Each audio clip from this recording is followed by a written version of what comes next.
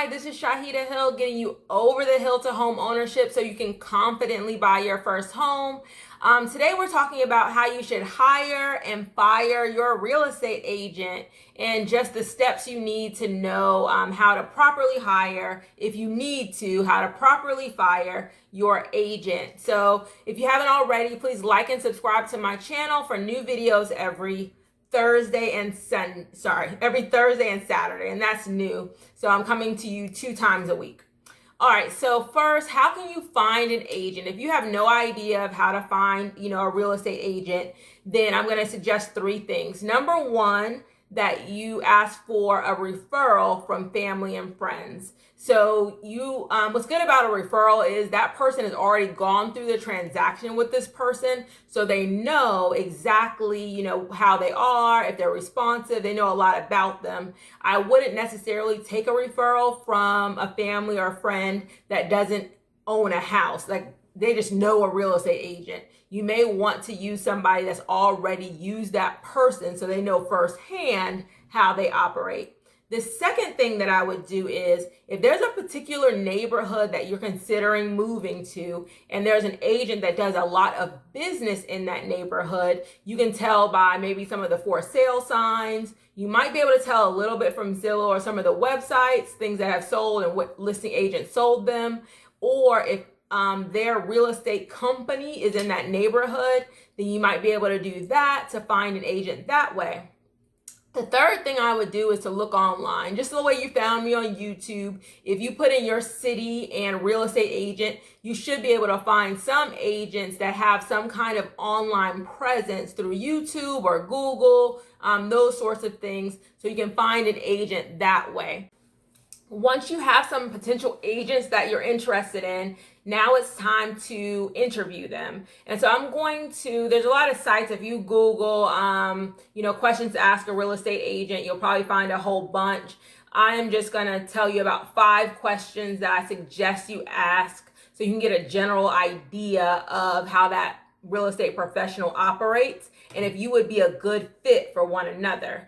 So I'm going to go through those, and just be mindful that while the real estate agent, you're interviewing them, they're also interviewing you to see, okay, do you guys match up? Would it be a good fit for you guys? Do you have similar personalities, that sort of thing? So it's kind of a two-way street. They may, not every agent wants to take every client. So, when you are interviewing them, don't be so, I have 30 questions I want to ask you. They may be put off by that and may not want to go through that process. If somebody's willing to do that, then they probably don't have a lot of business. And so that could be a red flag for you. But most agents that are doing a good amount of business may not have time for long, lengthy interview sessions. So here are 5 questions that I think you should ask, and I think they're reasonable questions. So number 1 is, how long have you been in real estate? And how many transactions do you close on average? So you have an idea of how long they've been in the business, so you're getting an idea of their experience, and then how many transactions that have they helped close or help people find homes, either on the buy side or the sale side. Okay. Number 2 is, how do you schedule showings, and how will we communicate?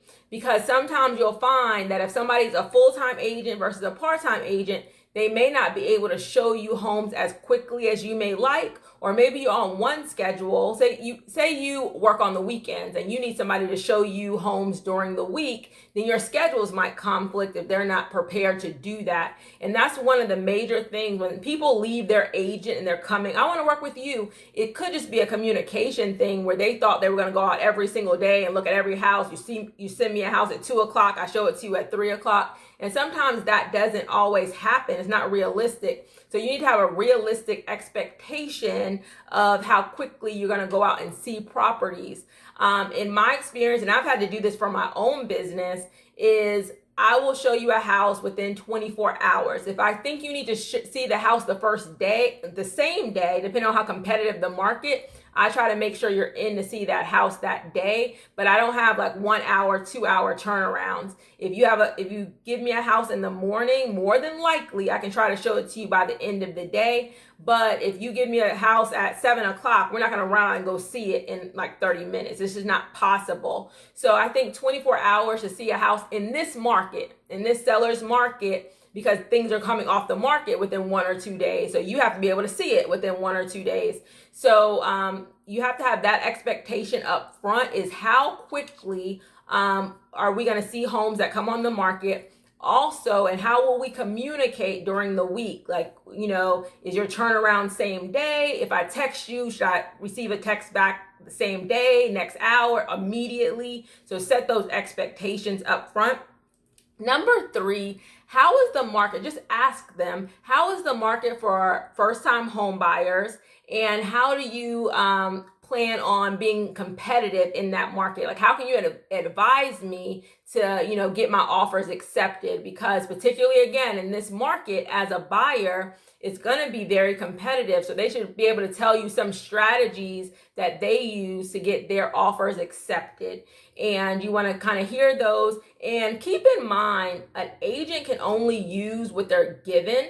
So if a buyer comes to me and they're saying, oh, I'm going to do I'm a cash buyer, I know that cash buyer is going to be somebody who can get their offers accepted quickly. Or if they have, I have 20% down, I'm doing a conventional loan. That's somebody, again, that can probably get their offers accepted. But if you come to me and you say, I'm doing down payment assistance, I have $1,000, what else? All of those kinds of things may hinder you from being as competitive, or I meant to say, and you want closing costs. So for example, I'm using down payment assistance. I have about $1,000 of my own funds. I'm using down payment assistance. You're not that much of a competitive buyer. So it's going to be a little bit more difficult. It's not impossible, but it's going to be a little bit more challenging for me to get your offers accepted in this market than another client in the same market for that same home. So that needs to be discussed up front, so you're not disappointed, or I put my offer in, why didn't it get accepted? And you're blaming the agent when it's really probably your financing constraints that might stop you from getting the home that you want. So that needs to be explained to you fully, and in a way that you can understand, and some strategies to counteract maybe some of the disadvantages you may face. Okay. Number 4, how familiar are you with any down payment assistance programs? Again, some first-time home buyers need some down payment assistance programs, or they need to know loans that take lower down payments. So how familiar are they with the programs and the loan types that are best for first-time home buyers that don't have a lot of down payment money?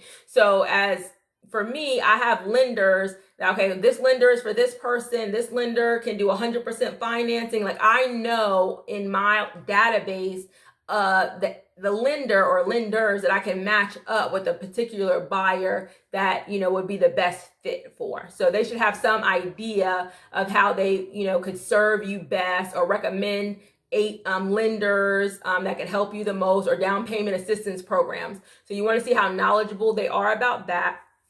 Number 5, just ask them, why should I hire you? They should know something about what makes them different, what makes them stand out, what makes them different from another real estate agent. So just ask them, kind of like an interview question, like a job interview. Why should I hire you as my agent?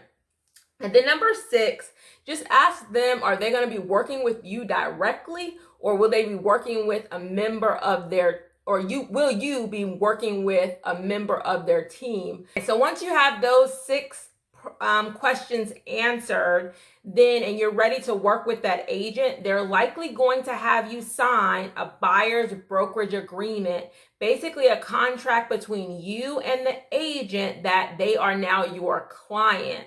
And so when you're filling that, or when they're filling it out and you're signing it, it's going to have a few different components. Number 1, have them explain the entire contract to you so you understand it. Do not sign anything that you do not understand. And I'm going to tell you how to properly ask them questions about it. And then if it's not working out and you want to terminate the agreement, how you can go about doing that the right way, and how somebody tried to do it to me and did it the wrong way.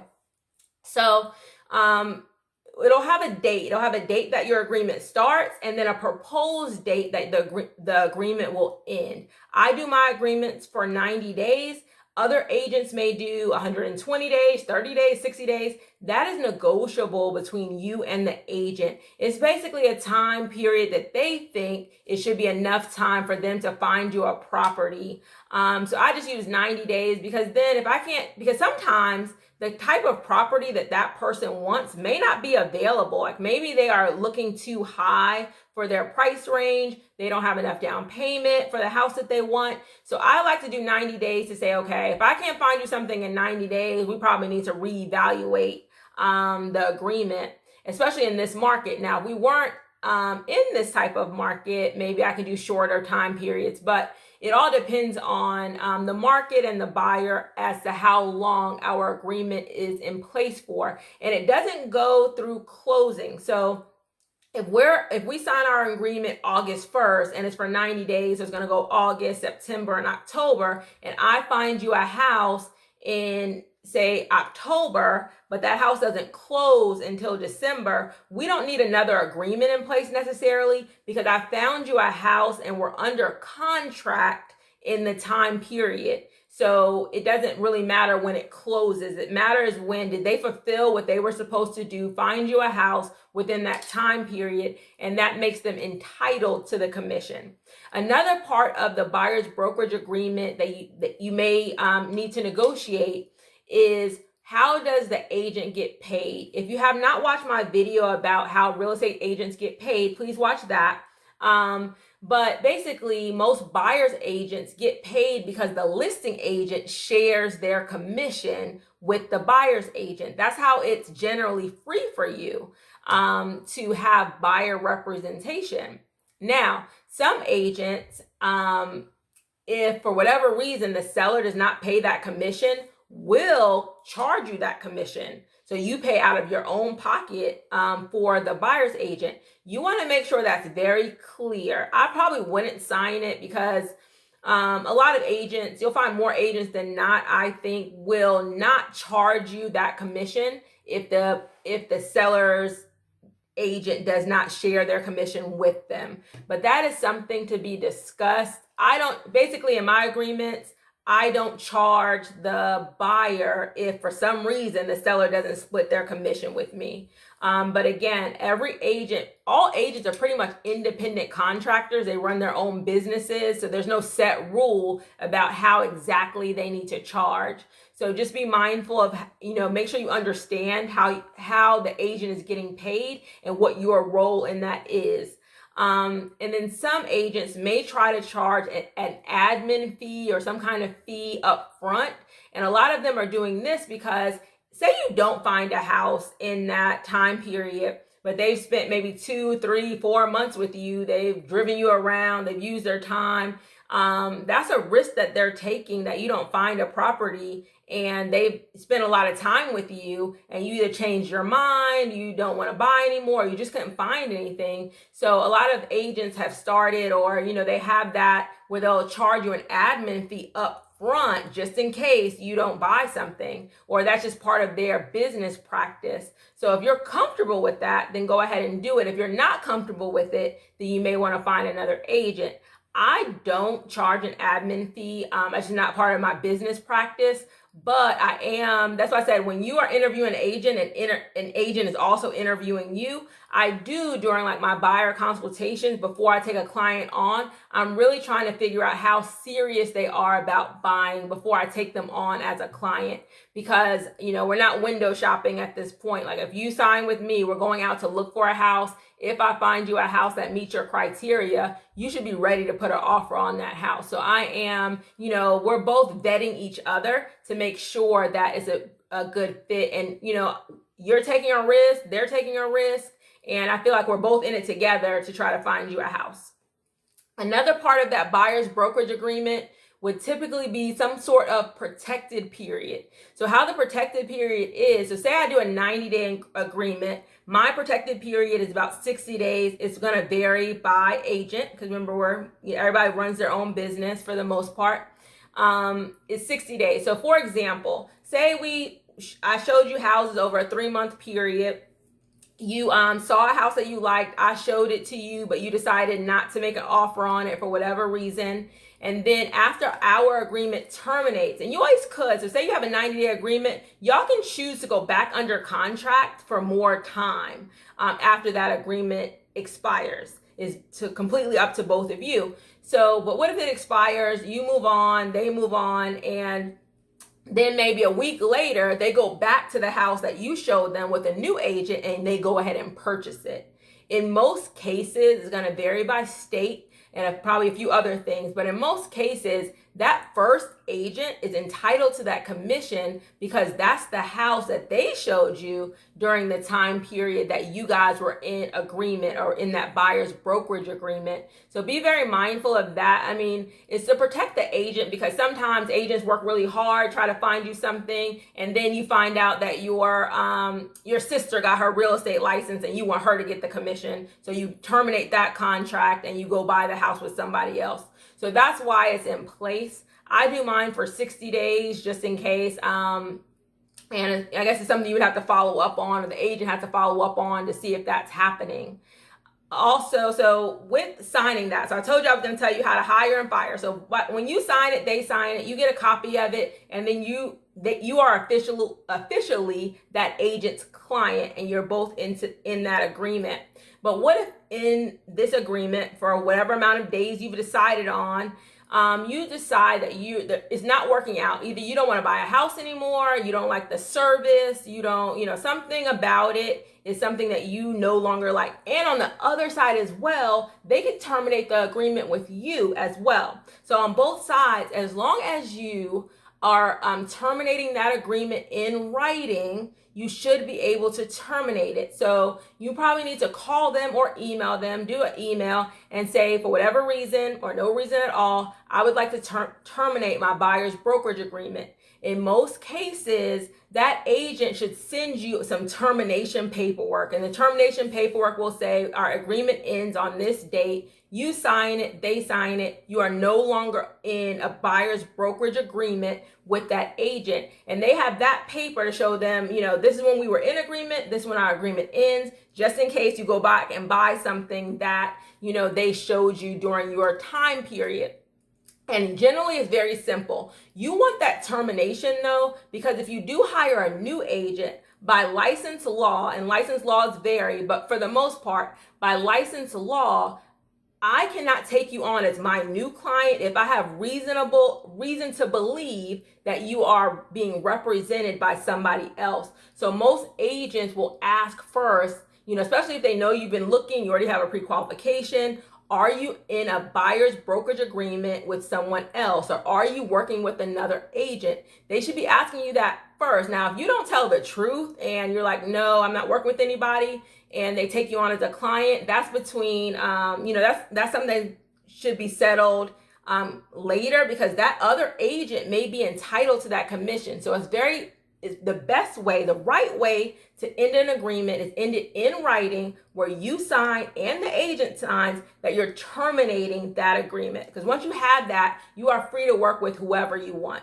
And when I take on a new client, I always ask that question.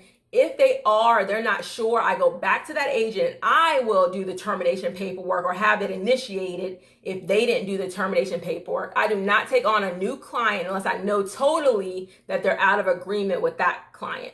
Now, why this, and let me tell you an example of how it happened to me. So I was working with a client, a buyer, and I've been working with her, say about a month or so, maybe five weeks. And we found a house. We were under contract. We got to the inspection portion of the buying process, and she just didn't, want it anymore. It was a newer house, but she thought it needed too many repairs for the age of the house. So okay, we terminated our sales contract. She no longer bought the house.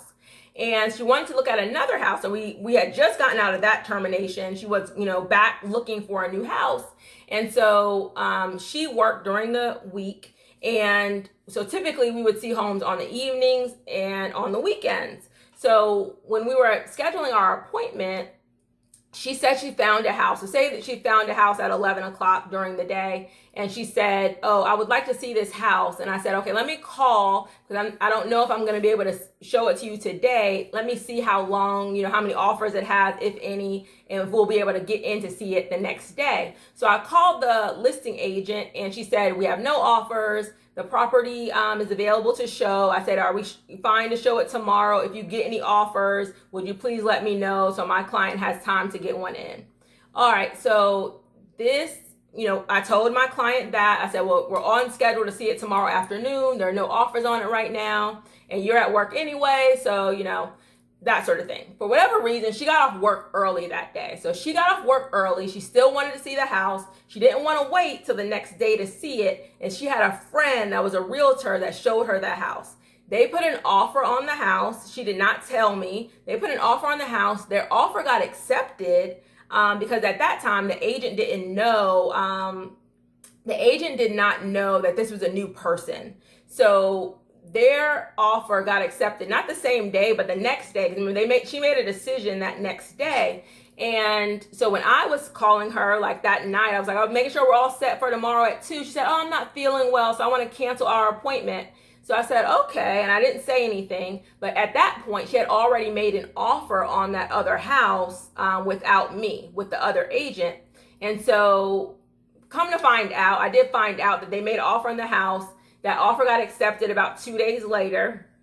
And so I'm at the position when I did find this out, because she wanted to terminate the agreement. Once her offer got accepted using the other agent, she came back to me and she said, oh, I want to terminate our agreement. And I'm like, why? Well, I found another house and I put it under contract because you weren't available that day to show it to me. And I said, well, the proper way to do that would have been to terminate with me first before you got under contract with that other agent, because 2 things. Number one, I could have got the commission from her directly because I earned it, even though I didn't show her that house or put the house under contract. I was still her agent. So if you look at the fine print, I'm your agent during that time, so I'm entitled to that commission regardless of that other agent.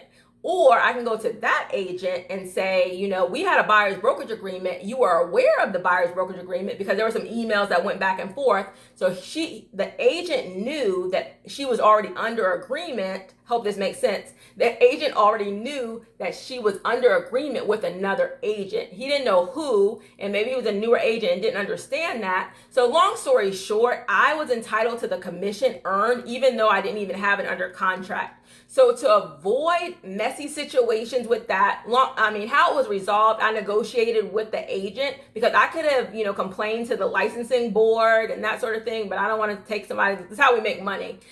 So we did a 70-30 split on the commission. I got 70%, they got 30%. We decided on that based on how he did it, because he knew based on license law, it was something he should not have done. So she closed. I totally was outside of my agreement now was with him, not with her. He represented her on the closing of that sale for 30%. I got the 70% when they closed. So you need to make sure, especially if you're bringing somebody new into the transaction, they, may not be entitled to their commission, because I always could show that listing agent that they're sharing the commission with that they don't have a contract together. So it gets really messy and brokers have to get involved. It's just best as a buyer to be upfront. If it's not working out, go ahead and say, I want to terminate. You don't have to give much explanation. It would be helpful if you did, but just say, I want to terminate. There are already termination contracts in place. It's not something that's not common. They should be able to, turn it around to you in the same day. You're out of that contract and you're free to work with whoever you want to work with. Because in this business, the reason why a lot of agents don't like working with buyers, there's a saying in real estate that buyers are liars, because because we have a choice either to list homes or to represent buyers, is because buyers, you're not guaranteed that it's going to close. They fall out all the time. They terminate, they change their mind. There's a lot of things that go on when you're working with buyers that is not the same when you're working with sellers. When a seller puts their house on the market, for the most part, they're ready to sell it. It's an easier transaction. You don't have to take them out every day to all of these homes. So you're really in a risky situation when you're working with some buyers. So it's just best to just be upfront as possible. This person is here to help you. So really be transparent, upfront, professional on both ends. If you want to terminate, send them an email, explain to them why, and they'll send the termination paperwork. You both sign and you're out of that agreement. So I hope this was helpful when you're trying to decide what real estate agent you should choose and then how to hire and fire them. If you haven't already, please like and subscribe to my channel for new videos every week.